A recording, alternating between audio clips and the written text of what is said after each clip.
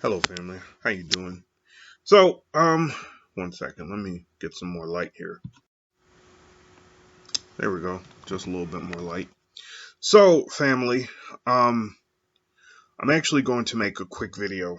Typically, I say a quick video and it ends up being like 40 minutes, but this has to be quick. My time is kind of compressed. So, here we go. What to do, how to utilize, should I say, how to properly utilize, um,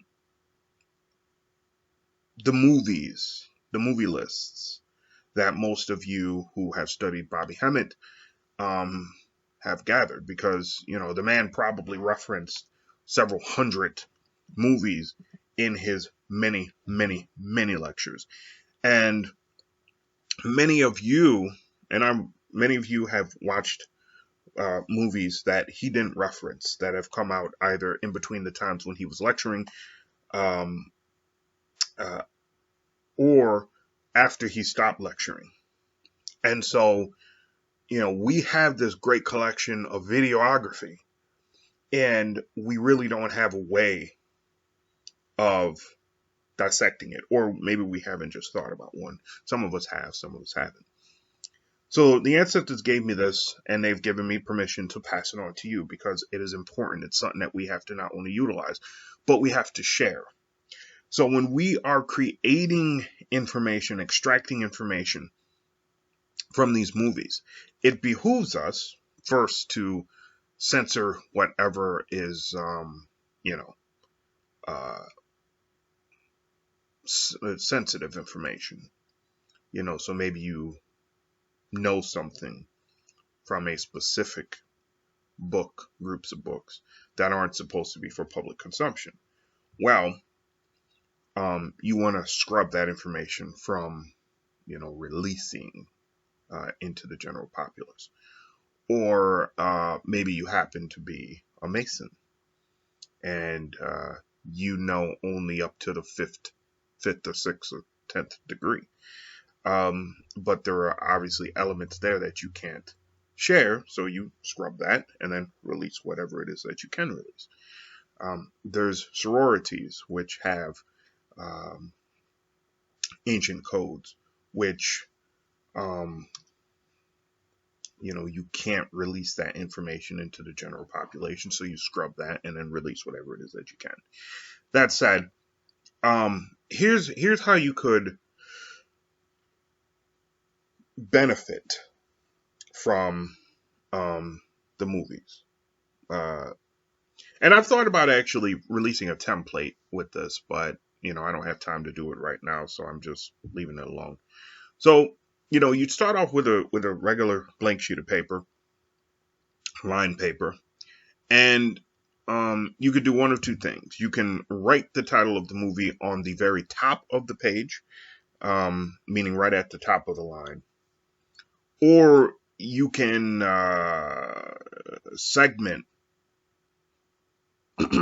each notebook and then write on one page the title of the movie, and then just each page or each couple of pages, divvy up into what I'm about to explain to you. All right, so um, we're going to use the concept of dissecting scenes. So what I would suggest you do is get into the habit of looking at the movie through the idea of scenes. So you would look at, let's say there's a scene in a library. I'm going to keep it simple here. And the scene lasts for 4 minutes, or roughly 4 minutes.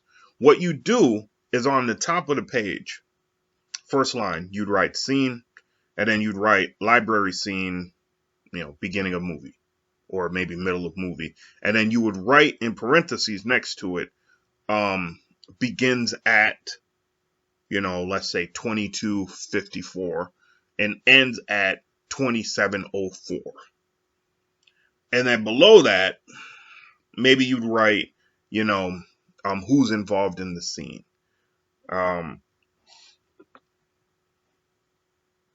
Female primary character name, male primary character name, male secondary character name, extra characters 3 or 4. Okay. Below that, um, important dialogue. Maybe you'd scribble some words. And then below that, um, important scene characteristics. And then maybe there are specific books that can be clearly identified, which are metaphysical. And then below that, well, with that information, by the way, you'd want to include why is the dialogue important. So you'd write down the dialogue and then why is it important? And then why are these books important? Now, in movies, because you watch movies, sometimes specific books, specific words, phraseology, things like that, have a significance later on in the movie. So then you can reference those things to other scenes. And then, of course, you have to go to another page and explain those scenes individually also. And then with all of that, maybe you'd also go, I'm trying to think off the cuff here. Maybe wardrobe importances. Maybe there's something about the wardrobe. Maybe there's something, I don't know. There's various things that you could select from a scene. But then below that, you're going to actually, talk about the metaphysical significance of the scene. But you're not going to do it in a manner that takes those two or three different isolated characteristics and you're just going to rehash them. No. This is where you talk about the overall importance of the scene. If the scene maybe connects to another movie, if it connects to books, if it connects to something Bobby Hemmitt, Phil Valentine, Delbert Blair, one of them says, and then, and this is the hardest part. You're going to take that and you're going to connect it to a real world. You're going to connect it to instances of real world experiences, either from yourself. I would say deviate away from the stuff with yourself. Save that for later. What have you personally gained from watching this? And I would try to fix it to something that has happened in the nation, in the world, something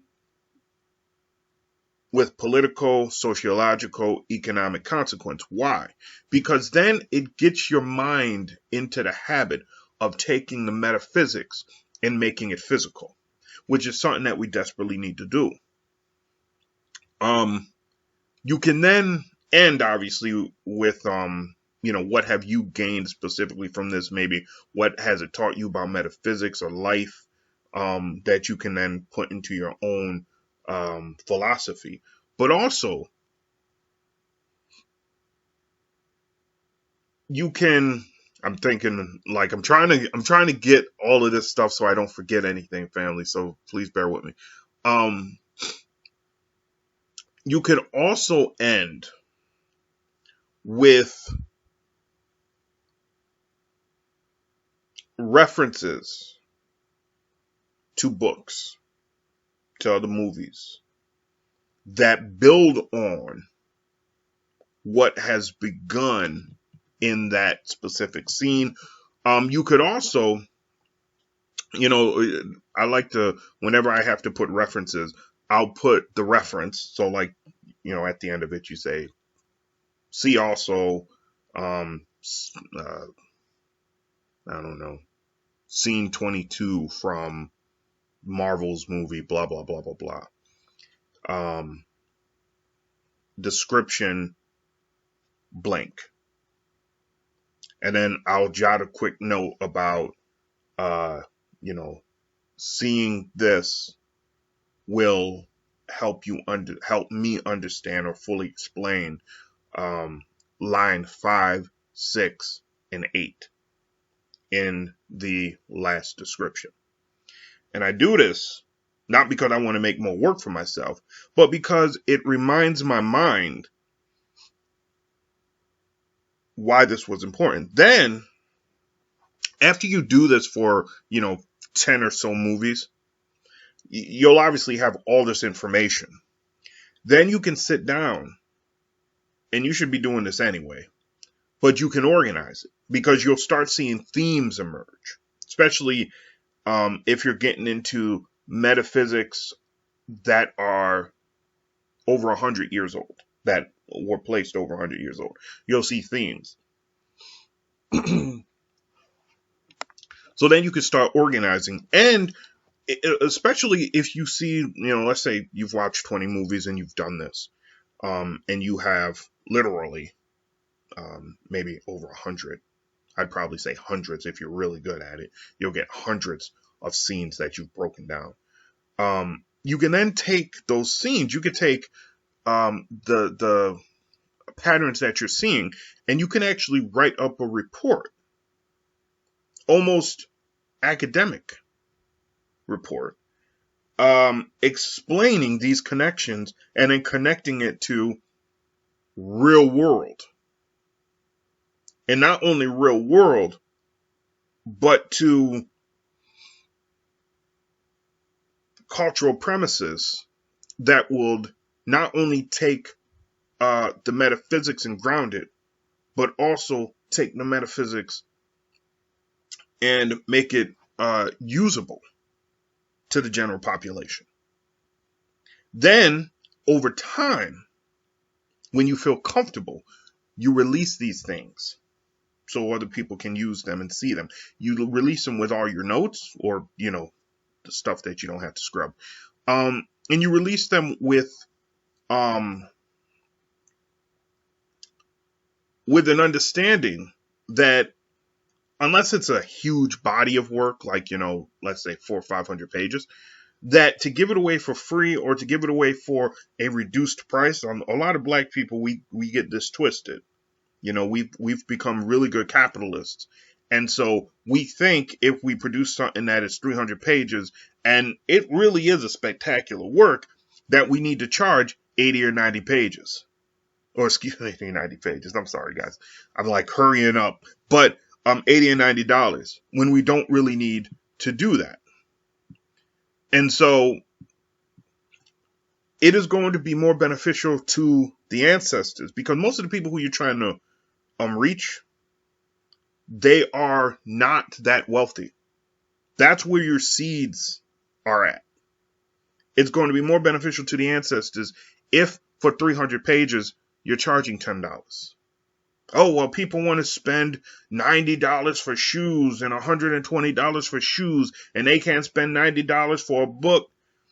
You're looking at people who have been damaged and who are propagandized from the time they are born to be into that mentality.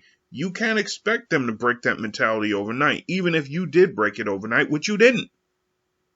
Most of us forget about the journey that we've come through. I've noticed that with a lot of black folks, especially a lot of pro-black people. We forget about the journey which we came through. It looks so easy from where we're at now because it all made sense to us. When in reality, a lot of brothers,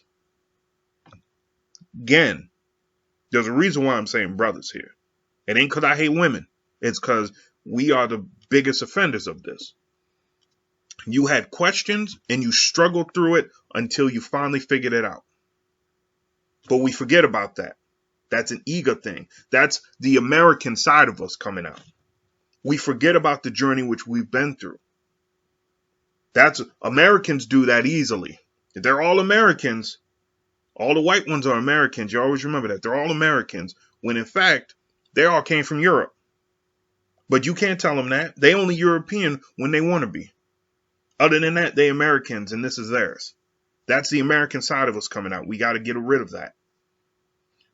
So, last thing I want to say is that this is the most important work that we can do, because what it does is it menticizes television and entertainment. It menticizes television and entertainment. I want to show you guys a quick book. All right, I'm back, family. So I actually want to show you two books. Bobby E. Wright, years ago, before he died, obviously, in his what is it called? Psychological racial personality, I believe it's called. He talked about something called menticide. And when I read that little small pamphlet that he released, I thought to myself, I'm like, damn, that's a hell of a name. And truthfully, I came across it with Baba Mwalimu Baruti. He uses it too. And I'm like, man, that's a really interesting a word to use for really trying to capture and kill a person's mind. Come to find out, ladies and gentlemen, guess what? That's a military term. That's a military term, menticide. Or should I say it's a psychological term that's utilized by the military.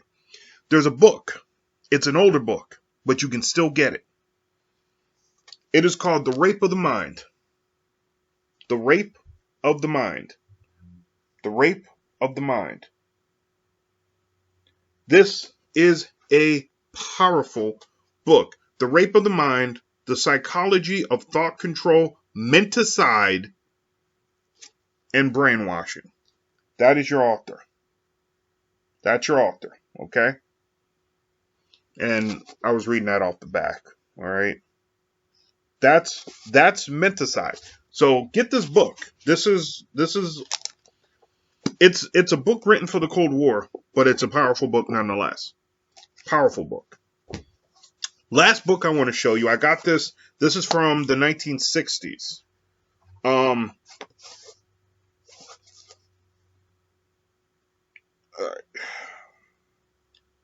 Dictionary of Hypnosis.